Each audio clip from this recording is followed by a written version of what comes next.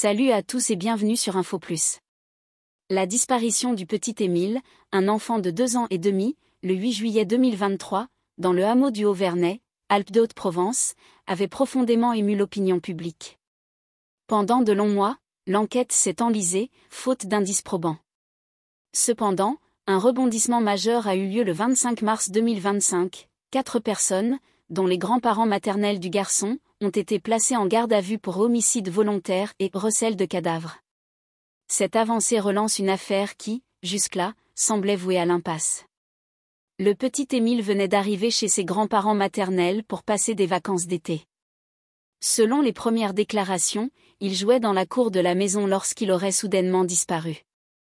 Les recherches ont immédiatement été lancées, impliquant d'importants moyens, battues citoyennes, chiens pisteurs, hélicoptères et drones.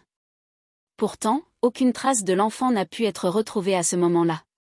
La seule certitude ? Émile s'était volatilisé dans un laps de temps extrêmement court. L'affaire a rapidement pris une ampleur nationale.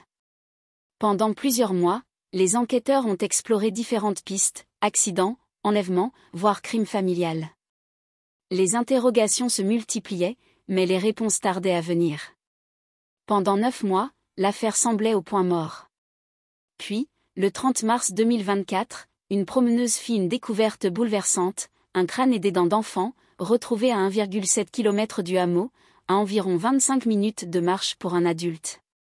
Très vite, des expertises médico-légales ont permis d'identifier formellement ces restes comme appartenant au petit Émile. Mais l'analyse n'a pas permis de déterminer la cause exacte de la mort.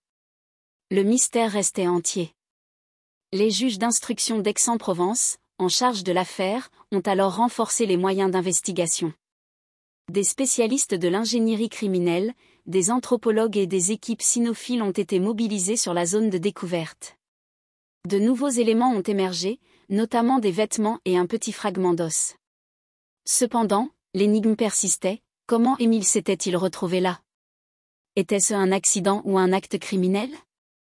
Le 25 mars 2025, coup de théâtre, 4 personnes, dont les grands-parents maternels d'Émile et 2 de leurs enfants majeurs, sont interpellés.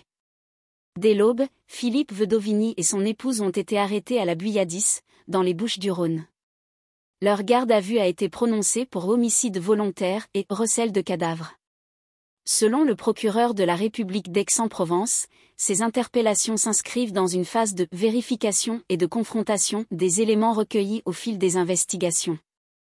Le placement en garde à vue des suspects ne signifie pas nécessairement leur culpabilité, mais il marque une avancée décisive.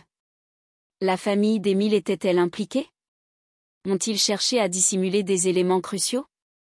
En parallèle des auditions en garde à vue, les enquêteurs poursuivent des opérations criminalistiques en divers lieux du territoire. Le procureur a indiqué qu'une nouvelle communication serait faite à l'issue de ces opérations. Ces nouvelles analyses pourraient-elles apporter des preuves formelles de la responsabilité de certains membres de la famille ? Ont-ils cherché à couvrir un acte irréparable ? L'avocate des grands-parents, Isabelle Colombani, a confirmé leur placement en garde à vue mais s'est refusée à tout commentaire. Ce silence renforce l'attente et les spéculations autour de cette affaire, qui pourrait connaître un tournant dans les jours à venir. Une tragédie familiale ? Les hypothèses possibles. La mort du petit Émile demeure une énigme. Plusieurs hypothèses ont été envisagées. Le petit garçon aurait pu être victime d'une chute ou d'un incident domestique. Pris de panique, les proches auraient pu dissimuler son corps pour éviter des poursuites judiciaires. Un membre de la famille aurait-il pu volontairement attenter à la vie d'Émile ?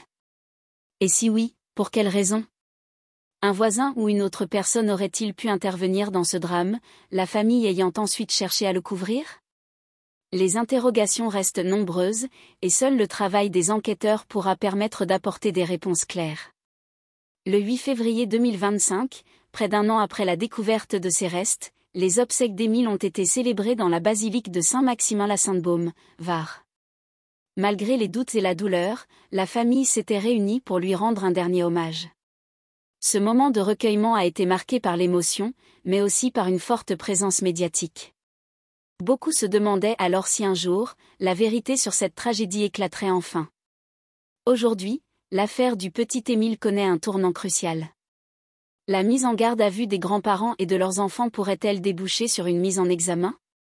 L'attente est insoutenable pour la famille, les proches et l'opinion publique, qui espèrent enfin des réponses. L'affaire Émile restera sans doute gravée dans les esprits comme l'un des drames les plus troublants de ces dernières années. La justice devra désormais faire toute la lumière sur cette tragédie et déterminer les responsabilités de chacun. Une chose est certaine, la quête de vérité ne fait que commencer.